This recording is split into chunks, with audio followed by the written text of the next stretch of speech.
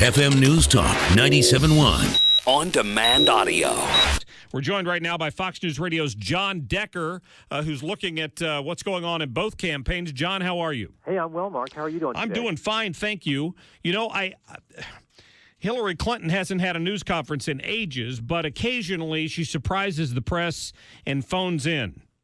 That's the most we've heard from her lately. Yeah, well, she hasn't given a press conference in quite some time. Believe it or not, it's been since last December that she's actually had a full-blown press conference. And I think that the Clinton campaign believes, and their intention is to simply run out the clock, you know, just sort of like in basketball, the 2-minute stall, you know, offense that you have, because she's ahead in the polls nationally and in many battleground states, and she doesn't want to lose that lead. So why risk it by doing a press conference?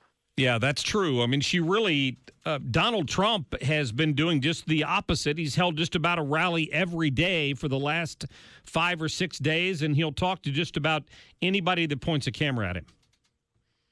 Well, that's true. So what Donald Trump has done, you know, obviously from the very start, his strategy was to take advantage of free media. And that's what, you know, propelled him in large part to winning the Republican nomination. He didn't have to spend as much money as the 16 other challengers for the nomination, and he thinks he can use that same strategy in the general election. In fact, you know, to a certain extent it's working. He certainly isn't spending as much money as Hillary Clinton. He's not raising as much money as Hillary Clinton. It's pretty remarkable what she did just over the past 3 days. She's had all of these fundraisers in California, in Hollywood, one up in Silicon Valley. She's raised over $21 million in just 3 days through all of these high-dollar event fundraisers. And, you know, she has a large staff that she has to support. She has 700 staff members versus 80 that Donald Trump has. So there's a big campaign that she needs to support with all of that money.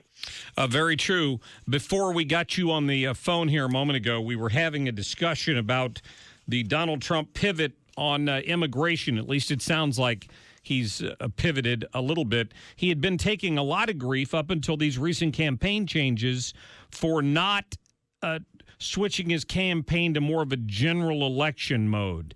Is that the perception that's what he's doing here?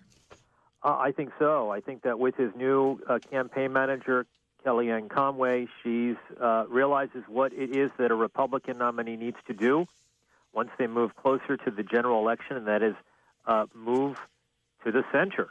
And so that's what he's doing. You need to move to the center, the argument goes, because you need to expand your base. You can't just win an election, Republicans can't, with just Republicans. You need to have independents and disaffected Democrats, and I think that's what he's doing with these, you know, with this language, this rhetoric that seems to indicate that he's softening his approach to illegal immigration. Where is he today, John? Today he's in New York City. He had a meeting with some minority leaders at Trump Tower, and then in the afternoon, right now he's traveling to New Hampshire. And he's doing a campaign rally in New Hampshire, and this is a day after he did a rally in Mississippi. New Hampshire is definitely one of those states, Mark, that is up for grabs.